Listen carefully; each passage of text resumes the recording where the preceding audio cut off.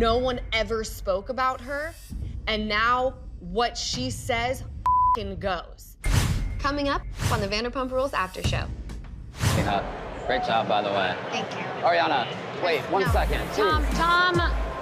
I sympathize with the fact that she doesn't want to do that, and it's probably too soon. This is the last moment he'll have to redeem himself with the audience, and I'm not here to facilitate that. I'm sorry, I love Ariana, but she doesn't reach out. I think Brock hasn't been around long enough to make that fair of a judgment. If I text her, she kind of texts me back right away. Well, then maybe she's just blowing Scheana off then. I can't just, like, completely write him off forever. I'm not your diary. It's bullshit that she can't film with someone, that she stays under the same roof. And if you think I'm doing a bad job as a reality star, I'm reality star of the year, so maybe you know what I'm doing. The Vanderpump Rules after show starts right now. I want to talk about the conversation we had at the party. It's about a performance with the audience. He wants 30 seconds with the audience. There's only one person that would benefit from anything that could have happened in that moment, and it's him. Being that this is likely the last few moments of filming for season 11, and there's not been one mention of anything the entire summer that sounded even anywhere near what is remorse or kindness or anything coming in my direction from him. He knows that this is the last moment he'll have to redeem himself with the audience. And him crying and me looking like a bitch, I'm not here to facilitate that. I thought maybe we could have more of a less fueled, like shell-shocked conversation, less like bombastic, like yeah, like a more just like what's done is done. Yeah. I'm sorry. Yeah, how can we move past this? Cool. You know, what can I do to move past this? How can I make your life easier? Well, she'll say for you to die. Do you want anything? For you to die. And you know what's funny is after the San Francisco trip, I came back to the house and I went in the kitchen to like get mail or get something. And it's rare that we cross paths like at all in the house. But at that point in time, he was like laying on the sofa in the, where the TV is by the kitchen. And I was in the kitchen and apparently he didn't need to say anything that bad because he could have literally right then, or he could have written a letter and left it on the counter. He clearly knows how to email me nonsensical and letters of intent so he can email, you know what I'm saying? Like there's so many different ways to try and like say something that's like so important to be said, but no, it needed to be, for him, it needed to be said on camera because it needed to be in the zeitgeist or in the collective conscious of people watching the show. It actually had nothing to do with me. Do you think about forgiveness and if you will ever forgive him or I don't have any desire for that or like real purpose for that. But I don't think like forgiveness is often something that you give to somebody. It's something that you release yourself from. So you can decide to do that without even letting them know. Good point. Do you think she'll ever get to a point where you two can have a conversation? I don't know. She's pretty stubborn. It's one of her strengths. I don't know. At this point, like, I'd like to talk to her, maybe on the reunion. You know, she'll be there. Yeah, she can't walk away there. I mean, she can. Can I walk away? I want to talk about Tom Sandoval approaching you to have a conversation. What makes better television? Tom Sandoval crying for the millionth time on Vanderpump Rules or a dramatic exit? Can't lose you.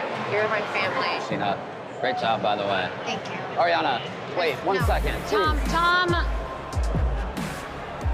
No, I'm not mad. Like they were all like seemed to be upset about it. I'm f***ing offended. It's bullshit that she can't film with someone, that she stays under the same roof. If you don't want to film with your ex, like, don't be on the show. I'm gonna be real about Ariana. She coasts through every single season. And we're asking you to have one conversation with Tom Sandoval. You know, the guy you shoved down our throats for so many years? That guy who you still live with? We're asking you to have one conversation, and you can't do that? Every single person on this show have the tough conversations. We have Brittany here, who literally heard audio. I'm sorry to take you back to this place. It's all right. Heard audio of her man doing whatever with one of her friends. Are you kidding me? Everyone, guess what? You're a piece of shit. You're a piece of shit. And this bitch showed up living her life on camera, what she signed up for, because she's a strong bitch, okay? As her friend, I completely understood and respected what she did. But it's hard as one of the people who had a lot of those moments this season, i.e. Tahoe and meditation. That was a lot of convincing to get me to go back into that moment with him. I'm sorry. I still hate you. It doesn't mean you have to be best friends with Sandoval. I'm not going to be. Exactly, but it's about talking through that and in this setting for that. But then I'm like, you know what? This is what I'm here to do. And we're all trying to heal and move on. And this is what I'm here for. It's like this is a surprise. She told us she ain't gonna be filming with him. I don't communicate with Tom Sandoval. Part of me wishes she would, you know, because I love the drama. Honestly, it would be good for her to kind of close that door and move on. I find it very difficult because ever since I've been in this group, I've been under scrutiny.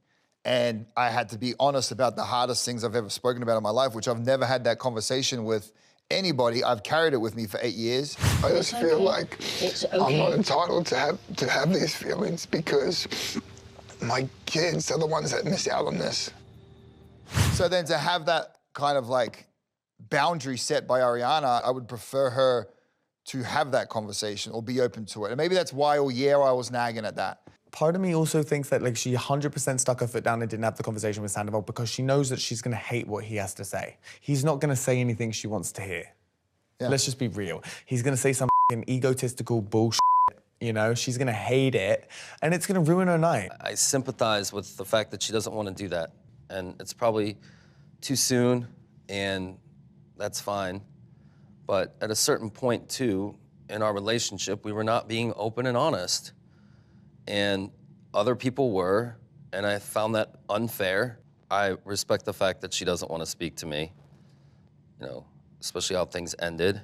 Definitely the hardest season by far, hardest conversations I've had. The guilt I feel, the people around me who got hurt through the process, like Schwartz, and other people, like, it weighs on me a lot. I feel awful about it. It is what it is. It happened. I'm glad I showed up. I'm glad I had the conversations that I had, that I faced it. It's still gonna be a long road ahead, but I'm gonna keep showing up and I'm gonna keep having those hard conversations. I can't fault her for that. It's an honest reaction and a snap judgment, a snap decision from the heart, completely warranted. There's so many times I wish I could have just walked away. My God, there's a fucking highlight, the worst highlight reel ever playing through my mind right now. Talk about how your dick doesn't work either. All I need you to do is just listen to me sometimes. Problem is I don't like the sound of your voice. Don't gaslight me because that's what you said to me. You love gaslighting. You have to address the situation, which honestly, long term is pretty good. It's therapeutic. I think even if she was here, she might be like, maybe I should have. I don't know though, or maybe not. She might double down on that sentiment. What would you say to those who might criticize you for walking away in that moment? I would encourage that person to read my contract and find at any point in which I'm required to do anything that I don't deem real or that I don't want to do. And I would also say that goes for every single cast member on the show. Everyone has the right to exercise that, and they do all the time. And if you think I'm doing a bad job as a reality star, I'm reality star of the year, so maybe I know what I'm doing. Brock, you said that you had seen Sandoval being a better friend to Scheana than you had seen Ariana being a friend to Scheana. Yeah. Tell me more about that. This is where it gets complicated because Scheana and Tom have this relationship where he was a big brother to her. He stepped up in her dark days and her down days when she's had bad days. Tom's been there with no one else around. And I think he's been there for you as well. And the fact of the matter was, that's just, like you said, Tom is the guy that organizes the events, gets us together and brings us together. If we're left to our own devices, Ariana's busy, we're busy, and that's it. We're still friends, but if you're comparing, yeah, that person was always inviting us out to do stuff. Out of those two, Ariana and Tom, I'm sorry, I love Ariana, but she doesn't reach out. Tom reaches out.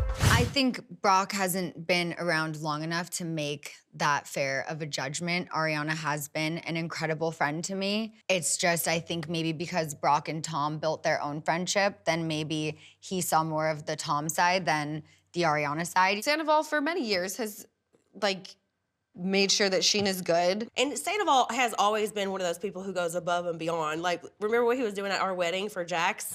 I will be ironing between 10 and 11. I have wet wipes, I have black and white safety pins, I have double stick topside tape, I have a sewing kit, I even bought tampons. That's going the extra mile. He's definitely one of those types of people, you know, that really tries and really, like, does do meaningful things for you. Yeah, he does. So I do get that, you know. Ariana's not a great friend.